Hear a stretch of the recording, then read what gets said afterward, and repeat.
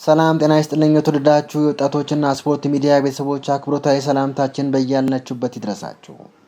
በዛሬው የዜና ሰዓታችን በሳምንቱ የተከናወኑ ዋና ዋና ጉዳዮችን ጨምሮ ከተለያዩ የመረጃ አውታሮች ያገኘናቸውን ጥንክሮች ይዘንላችሁ ቀርበናል። አብራችሁን ስለምትሆኑ እናመሰግናለን። አበይት ዘገባዎችን እናስቀድም። ጠቅላይ ሚኒስትር ዶክተር አብይ አህመድ ኢኒሼቲቭ የተጀመረውና ጠንካራ ተተኪ ብሔራዊ ቡድን ለመገንባት ያለመው የተተኪ ስፖርተኞች ምልመላ ፕሮግራም በዛሬው ዕለት በአዲስ አበባ ሲካሄድ ቆይቶ ተጠናቋል። የአዲስ አበባ ከተማ አስተዳደር ወጣቶችና ስፖርት ቢሮ ኃላፊ አቶ በላይ ደጀን በማጠቃለያ መርሃ ግብሩ ላይ ተገኝተው ባስተላለፉት መልእክት የምልመላ መርሃ ግብሩ ከተማዋ ለጀመረችው ሰፊ ስፖርት ልማት ስራ ትልቅ ማሳያ መሆኑን ገልጸዋል። አሁን በምልመላው የተለዩ 45 ታዳጊዎች በክቡር ጠቅላይ ሚኒስትር እና በክብርት ከንቲባዋ በሚቋቋሙ ልዩ ስልጠና ፕሮጀክት መታቀፋቸውን አብስረዋል። ከተማው የተገነቡ ያሉ የስፖርት መዘውተሪያ ስፍራዎችና የኮሪደር ልማት ስራዎች ለነዚህ ተተኪ ስፖርተኞች ምቹ ሁኔታ እንደፈጠራላቸውም አቶ በላይ ጠቁመዋል። ብሔራዊ ቡድን ለመገንባት ተስፋ የተጣለበት የታዳጊዎች ምዘና ውድድር ብቃታቸውን ያስመሰከሩ ታዳጊዎች በሀገር አቀፍና በከተማ አስተዳደሩ ታቅፈው እንደሚሰለጥኑ አቶ በላይ አሳውቀዋል። ያለፉት 2 ሳምንታት ሲካሄድ የቆየው ውድድር መንግስት ለታዳጊዎች ስፖርት ዘርፍ የሰጠውን ትኩረት የሚያሳይ መሆኑን አቶ በላይ ገልጸዋል። ጥበብና እውቀት ለተሻለ ውጤታማ ስራ በሚል መሪ ሀሳብ የሰኞ የእውቀት ሽግግር መድረክ ተካሄደ። የአዲስ አበባ ከተማ አስተዳደር ወጣቶችና ስፖርት ቢሮ ዘወትር ሰኞ ከስራ ሰዓት መግቢያ በፊት የሚያካሄደው የሰራተኞች የእውቀት ሽግግር መርሃ ግብር ጥበብና እውቀት ለተሻለ ውጤታማ ስራ በሚል መሪ ሀሳብ ተካሄደ። በተያያዘ ዜና በከተማ አቀፍ ምዘና ውድድር በምልመላ ለተሳተፉ አሰልጣኞችም እውቅና መሰጠቱ ተመልክቷል። ከተማ አቀፍ የታዳጊ ምዘና ውድድር ላይ በሙያቸው ያገለገሉ አሰልጣኞችና ቴክኒክ ባለሙያዎች የአዲስ አበባ ስፖርት ባለውለታ መሆናቸውን ገልጸዋል። በነገዋ ሴት መበልጸጊያ ማዕከል በመጀመሪያ ደረጃ የአካል ብቃት እንቅስቃሴ ሰለጠኑ ሴቶች ተመረቁ። የአዲስ አበባ ከተማ አስተዳደር ወጣቶችና ስፖርት ቢሮ ከሴቶች ስፖርት ኮሚቴ ጋር በመተባበር በነገዋ ሴት የታድሱ መበልጸጊያ ማዕከል የሚገኙ የአንደኛ ደረጃ የአካል ብቃት እንቅስቃሴ አሰልጣኝ ስልጠና የሰለጠኑ ሴቶችን አስመርቀዋል። ሁለተኛው ከተማ አቀፍ የተማሪዎች ስፖርት ሊግና የመምህራን ስፖርት ውድድር በተለያዩ ስፖርታዊ ሁነቶች በድምቀት ተጀመረ። የአዲስ አበባ ከተማ አስተዳደር ወጣቶችና ስፖርት ቢሮ ከአዲስ አበባ ከተማ ትምህርት ቢሮ ጋር በመተባበር ያዘጋጁት ሁለተኛው ከተማ አቀፍ የተማሪዎች ስፖርት ሊግና የመምህራን ስፖርት ውድድር በዛሬው ዕለት በይፋ ተጀምረዋል። የውድድሩ መጀመር በማስመልከት የአዲስ አበባ ከተማ ወጣቶችና ስፖርት ቢሮ አመራሮች የአዲስ አበባ ከተማ ትምህርት ቢሮ አመራሮች ጋር ባደረጉት የወዳጅነት እግር ኳስ ጨዋታ አንድ አቻ በሆነ ውጤት ተጠናቋል። በሴቶች እግር ኳስ በእቴጌ መነን አዳሪ ትምህርት ቤትና በበሻሌ ሁለተኛ ደረጃ ትምህርት ቤት ተማሪዎች መካከል ጠንካራ ፉክክር የታየበት የመክፈቻ ጨዋታ ተካሂዷል። የአዲስ አበባ ወጣቶችና ስፖርት ቢሮ ከአዲስ አበባ ትራፊክ በጎ ፍቃድ ማህበር ጋር በመተባበር የማህበሩን 10ኛ ዓመት የምስረታ በዓል በተለያዩ ክነቶች አከበረ። የአዲስ አበባ ወጣቶችና ስፖርት ቢሮ ከአዲስ አበባ ትራፊክ በጎ ፍቃድ ማህበር ጋር በመተባበር የማህበሩን 10ኛ ዓመት የምስረታ በዓል በተለያዩ ክነቶች አክብረዋል። ሰላማዊና የተሳለጠ ትራፊክ ፍሰት ለአስተማማኝ ደህንነት በሚል መሪ ቃል የተከናወነ ሲሆን ዋና ዓላማውም በትራፊክ ደህንነት ዙሪያ ያለውን ግንዛቤ ማሳደግና የበጎ ፍቃድ አገልግሎትን ማጠናከር መሆኑ ተገልጿል። የ5 ሚሊዮን ኢትዮኮደር ስልጠና ላይ የላቀ አስተዋጽኦ ላበረከቱ አካላት እውቅና ተሰጠ።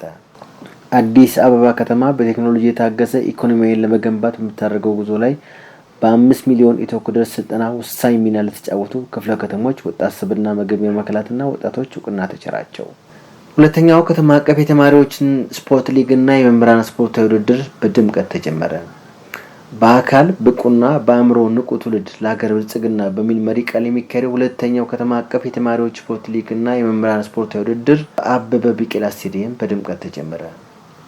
በመክፈቻ መርሃ ግብሩ ላይ የተገኙት የአዲስ አበባ ከተማ አስተዳደር ወጣቶችና ስፖርት ቢሮ ኃላፊ አቶ በላይ ደጀን ባስተላለፉት መልእክት ውድድሩ የወጣቶችን ስፖርታዊ ክህሎት ከማሳደጉ ባለፈ ጤናማና አምራች ጋር ለመቅረጽ ያለው ፋይዳ ከፍተኛ መሆኑን ገልጸዋል። የውድድሩ ዋነኛ ትኩረት ትምህርት ቤቶች የተተኪ ስፖርተኞች መፍለቂያ ተቋማት ማድረግ መሆኑን የገለጹት አቶ በላይ በቀጣይ 10 ዓመታት ለሀገር አሸናፊ ብሔራዊ ቡድን የመገንባት ግብ ለማሳካት ትምህርት ቤቶች ሚናቸው የጎላ መሆኑን ገልጸዋል።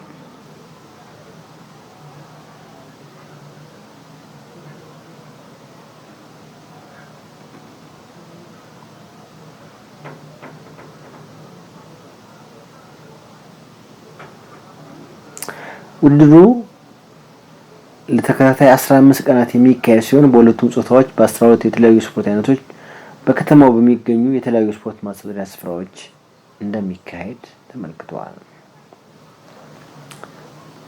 የአዲስ አበባ ወጣቶችና ስፖርት ቢሮ ከአዲስ አበባ ትራፊክ በጎ ፍቃድ ማህበር ጋር በመተባበር የማህበሩን 10ኛ ዓመት የምስረታ በዓል በተለያዩ ክነቶች አከበረ።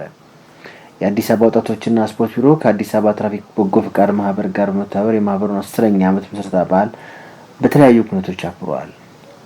በዓሉ በሰላማዊና የተሳለጠ ትራፊክ ፍሰት አስተማማኝ ደህንነት ሰላማዊና የተሳለጠ የትራፊክ ፍሰት ለአስተማማኝ ደህንነት በሚል መሪ ቃል የተከናወነ ሲሆን ዋና ዓላማውም በትራፊክ ደህንነት ዙሪያ ያለውን ግንዛቤ ማሳደግና የበጎ ፍቃድ አገልግሎትን ማጠናከር መሆኑ ተገልጿል።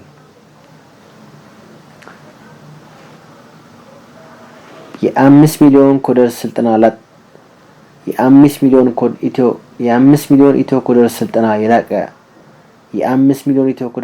ላይ የላቀ አስተዋጽኦ ላበረከቱ አካላት እውቅና ተሰጠ። የአዲስ አበባ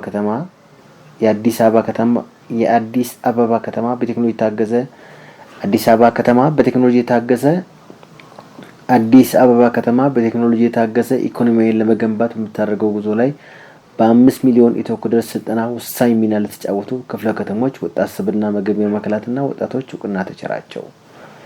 ወጣቱን በዓለም አቀፍ የስራ ገበያ ተወዳዳሪ ለማድረግና የከተማ አስተዳደሩን ዲጂታል ኢኮኖሚ ወጣቱን በዓለም አቀፍ የስራ ገበያ ተወዳዳሪ ለማድረግና የከተማ አስተዳደሩን ወጣቱን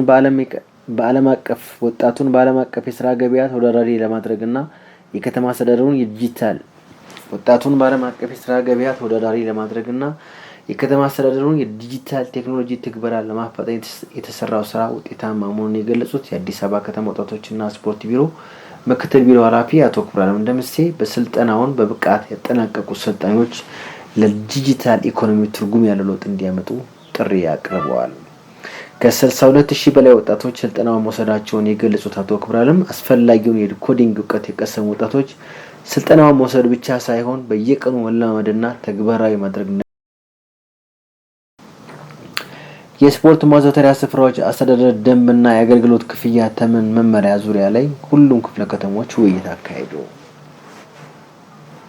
የአዲስ አበባ ከተማ አስተዳደር ካቢኔ ባጸደቀው የስፖርት ማዘውተሪያ ስፍራዎች አስተዳደር ደንብ ቁጥር 189/2017 ዓ.ም እና የአገልግሎት ክፍያ ተመን መመሪያ ዙሪያ ላይ ከሁሉም ክፍለ ከተሞች ዘርፍ ኃላፊዎች፣ ባለሙያዎችና የሚመለከታቸው ባለድርሻ አካላት ጋር ውይይት ተካሂዷል።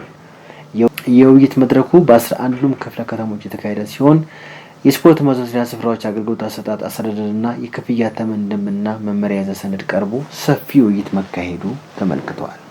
ቢሮው በስፖርት ማዘውተሪያ ስፍራዎች አጠቃቀም ደንብ ላይ ከልዩ ልዩ ማህበረሰብ ክፍሎች ጋር መከረ።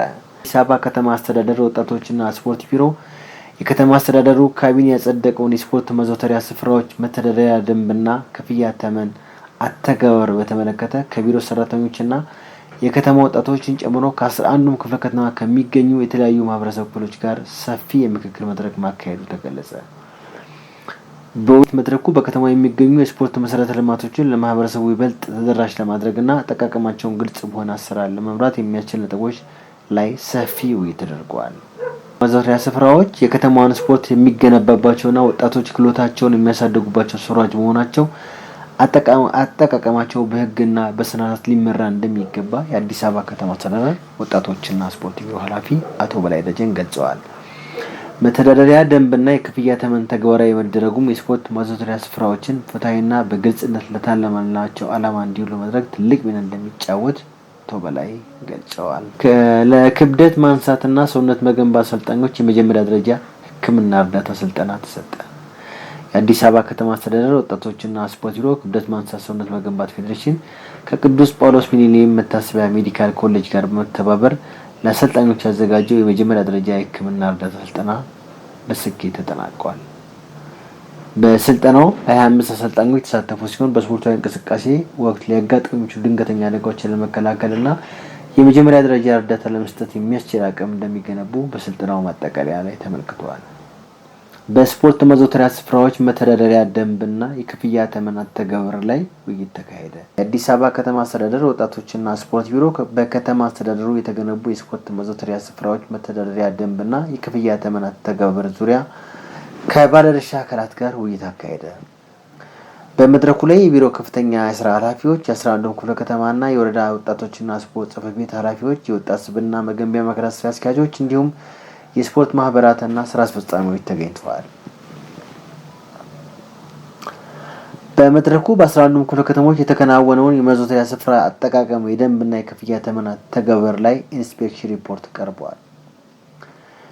የአዲስ አበባ ከተማ አስተዳደር ወጣቶችና ስፖርት ቢሮ ኃላፊ አቶ በላይ ደጀን በመድረኩ ላይ ባደረጉት ንግግር የመተዳደሪያ ደንቡና የክፍያ ተመኑ የወጣው የአሰራር ግልጽነትን ለመፍጠርና ተደራሽነትን ለማረጋገጥ መሆኑን ገልጸዋል። አተገባበሩ ላይ የሚታዩ ክፍተቶችን በዘላቂነት ለመፍታት ቢሮው በቁርጠኝነት እንደሚሰራ አቶ በላይ ደጀን ገልጸዋል።